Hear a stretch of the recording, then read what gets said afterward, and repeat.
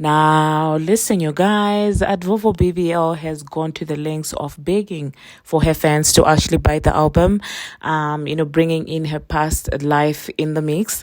We're also going to be talking about the VMA disaster and how people are saying that Fraudulent Nation might have single-handedly, ended the VMAs because of, the politics and everything. We're also going to be talking about Lottery Ticket and Paprika Spice, and Doechii seemingly has won an award. I do not know what happened to her, but it seems like people don't care anymore. We're also going to be talking about the new witnesses in this Milagro and Megan Thee Stallion situation. There's Joe Budden and there's also Kylie Jenner, and Doja Cat is out there pushing her album. We're going to talk about that as well. And these are some of the things that we will be discussing in this video. Hello, tea lovers, and welcome to the Tea Plug. I trust you guys are doing well, and I trust you are doing great. Personally, I am doing great. You guys, I am doing extremely amazing. And without further ado, let us dive straight into today's tea.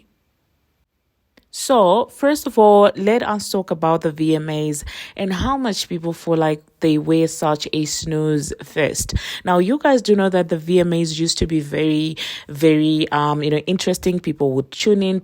A lot of celebrities would show up. I mean, the Beyoncés, the NickiMinajs, the Rihannas, the Taylor Swifts. Everyone would actually show up to the VMAs because people held them with so much regard.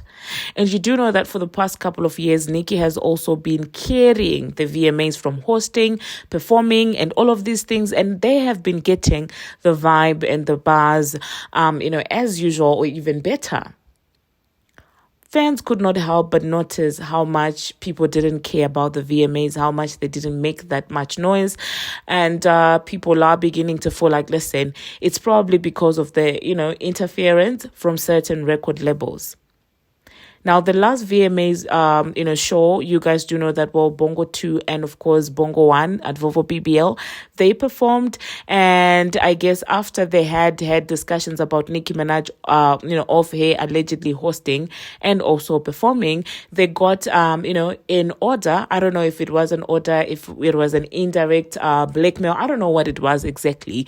But someone, somewhere from the record labels, allegedly the title swindler, said something to the VMAs about allowing Nicki Minaj to perform certain songs and, also making room for Bongo 1 and Bongo 2 to perform bongos. And also last year, Bongo 2 was out there, squeezed in there also for a performance. So from there, it seems like, I don't know, it just went downhill. And that's exactly how they also managed to ruin the BETs. Now, like it or not, but it seems like when certain people cease to care about a certain award, even those people that people would bend the rules for, no longer want the awards as well. I mean, the EBTs, they were doing that. Bending the rules, shading, even Nicki Minaj unprovoked to make room for another person. And Nicki was like, listen, F you. And after she said F you, guess what? Even those people that the BETs were supporting no longer cared about the BETs anymore. They are no longer even attending the BETs as we speak. So it seems like people want things that Nicki seems to want. As soon as she stops to care about something, even the ops also stops wanting that. So it's almost like we want what you have. We can get what you have, and we're going to do whatever it takes to get what you have or what you want, what you're interested in. And the moment that she loses interest, so do they, because they do not have an identity of their own. In their own opinion, these awards mean something when they're being held by a certain person. And I'm talking about the Pink Lady. Performing at the VMAs meant so much because the Pink Lady had done it and, people were hyped up. You cannot tell me that Red Ruby, performance did not shake things. It definitely did. And when she was hosting and all of that, it was so much fun to the point where they now yearned for the VMAs. But when Nicki decided that, okay, if you guys want to, play into the industry politics, I'm distancing myself, those people are nowhere to be found. None of them were at the VMAs. You would think that It's actually very interesting to watch. Those dynamics are crazy. And that's why I talk about obsession. The same thing with Station Head. They wanted Station Head because Nicki was on there and was doing her thing with the bubs. But as soon as Nicki signed out and was like, listen, you go ahead, Station Head tried to be messy and all of these things. But it's not everyone who has the energy to do what Nicki does. Because for her, when it comes to interacting with her fans, she doesn't do it just to sell. She enjoys linking up with her fans. She enjoys, talking to her fans like that. It's not just to sell an album. Even when she doesn't have an album out, she doesn't mind interacting with her fans. So that's the difference. And now I'm sure Station Head is now seeing the difference because they try to be messy saying, oh, we cannot wait for a certain somebody's album. Now that person is not even using the platform anymore. So, yeah, the VMAs honestly are interesting. And let me know in the comment section, do you think that Fraudulent Nation might have ruined the VMAs because of these politics and, them trying to force performances and stuff like that? Do you think that, that's what might have happened? Now, still speaking about the VMAs, now 2 people who decided to show up as a girl group is none other than Paprika and of course Alyssa the Copycat. At this point, it's Paprika and a shadow. That's what I'm gonna say because Alyssa has no identity. I mean, I do understand why Ice Spice was saying I hate to be with no identity because that's Alyssa right now. You can tell she's always wanted to be cool with Paprika Spice, and Paprika is out there feeling like a mighty superstar, shadowing Nicki Minaj's looks and mannerisms. She feels like she's the it girl right now. Meanwhile, Alyssa the Copycat is just behind, like a lapdog, following everything that, Paprika is doing. But anyway, they showed up to the awards together. I do feel like Paprika looked decent. People were kind of citing the similarity of her outfit to, and her hairdo and everything to, they were saying that it's Nicki Minaj coded. And I think at this point we've all, accepted that Paprika is trying by all means to be like Nicki Minaj. I mean, you guys remember the, hairstylist and the leaked messages when she was specifically asking for Nicki Minaj wigs and stuff like that. So she's just Nicki Minaj without the talent. She's a mini Nicki Minaj without the talent. Let's see how the mannerisms can take her. I mean, you can mimic the mannerisms, you can mimic the wigs, you can mimic the fashion, but talent, you can't just copy it like that. If you think I'm lying, ask Advovo BBL. No matter how many times you go under the knife to look like someone, the talent you cannot replicate. But anyway, that being said, let me know in the comment section what you think about the newest female rap group that is out there. Now, moving on to the next thing that we are going to be talking about. Let us talk about Doechii. Doechii actually won an award. Congratulations to Doechii for winning an award. I think it was for Best Hip Hop or something like that. And I do not know where Doechii is right now. Even at the award show, she was no show. Did they shelf her? What's going on with TDE? Or did they take academics' advice that voting things for this girl does nothing but destroy her career? So maybe they decided to slow it down because the strategy that they came with in as far as pushing Doechii was a little bit aggressive. And if you know anything about people, whenever they feel like they're being forced into something, they cease to like it. Whenever it becomes so obvious that you guys are forcing this person onto people, it has a negative effect, actually. It does the opposite of what you people are actually intending, for it to do. So, I don't know. She was no show, and I'm not seeing the bots anymore pertaining her.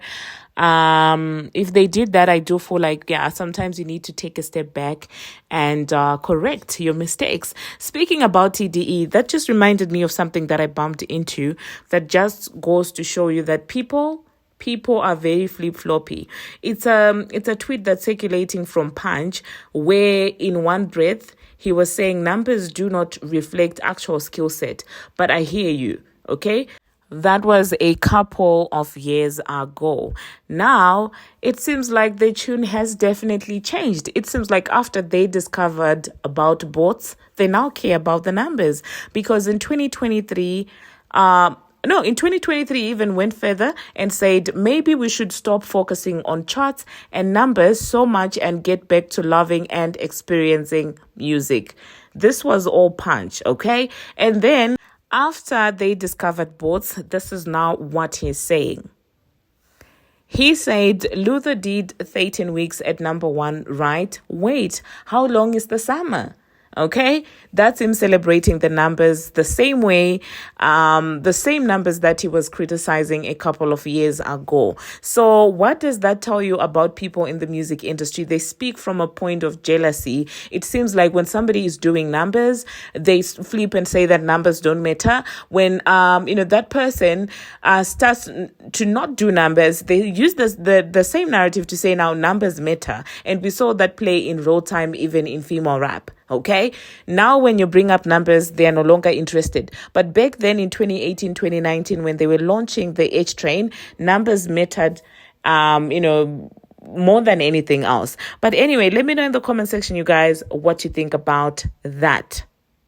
Moving on to the next thing that we're going to be talking about. Speaking about selling albums, let us talk about, Matlamini. Let's talk about Doja Cat. You guys do know that she has an ongoing rollout. And I have to say that this is what a rollout looks like. A rollout is not you standing in the road trying to say that, oh my God, buy my album because I'm a single mom, buy my album because I don't want to go back to the stripper pole and all of these things. That is certainly not how a rollout looks like. We have seen at Vovo BBL. What is she doing right now? Now she's saying, buy my album because, oh my God, I don't want to go back to the stripper pole. I know in her mind she thinks, oh, it's so funny. Oh my God. Like, what are you doing? And where is Elliot? I mean, Elliot allegedly was the one debunking the fact that they shelved her, but where is the budget for the rollout? Or at least, come up with something authentic, something genius, something that shows that, you guys have brains. Because what is this? Look at how Matlamini is embracing her new era. Look at that. That's how you do a rollout. She was out there on the telephone, very French, very demure. That's how you do a rollout. And I'm not mad at that, okay? And I do like the fact that Doja kind of pulled away from what she was now doing of debating people, dissing people, backtracking. I think she also realized that that's not going to help her. It's not in her best interest to be out there trying to shade someone with a very massive fan base. I think she realized that. So with this era, I see her not doing what she used to do, what she was trying to do with Scarlett and everything. Just do your thing, sell your album, and, you won't have issues with people. The problem comes when you feel like you can be slick enough to use someone else's fan base for your gain and then shade them at the same time. It doesn't work. And I hope all the girlies do learn from this. As for Advovo BBL and her strip club rollout or a roadside rollout, with her, that one is a lost cause in my own opinion, in as far as rollouts are concerned. Something is just not sticking. The hype is just not there. It's sad to watch. But anyway, let us move on to the next thing that we're going to be talking about.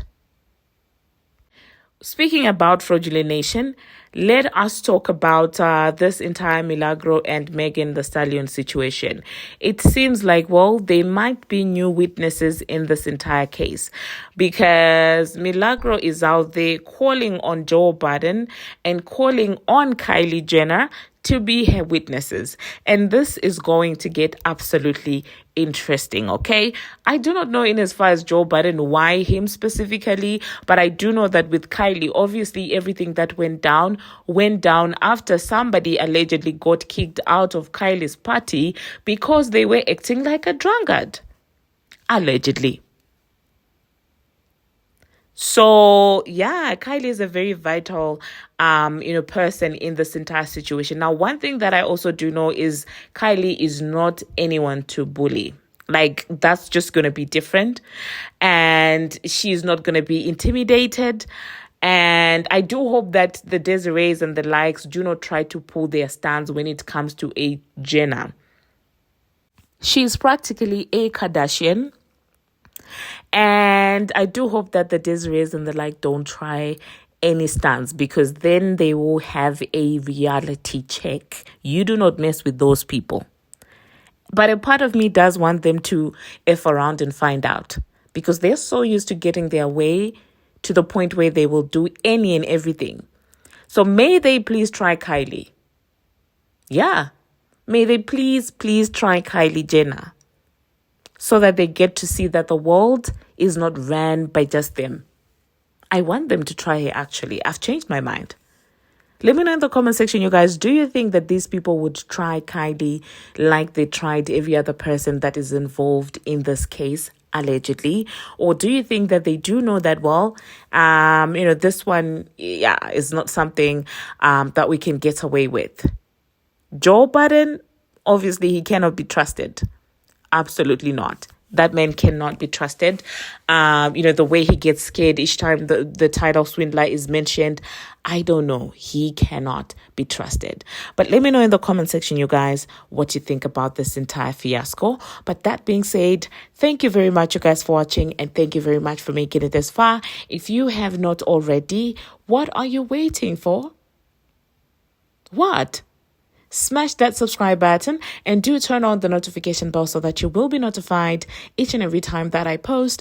I post each and every single day, and I keep you updated on what is happening in the celebrity world on Instagram, on Twitter, and about all things trending. Clap hands for me, because we are slowly coming back. Can you see that? Can you see that? By the way, I saw some of you saying, oh my God, in the video that I posted earlier on, where I was talking about Ming and Nicki Minaj, you guys were like, what's wrong is wrong. You cannot treat your sister like that. You cannot block your sister. And I was like, you guys, I must be toxic.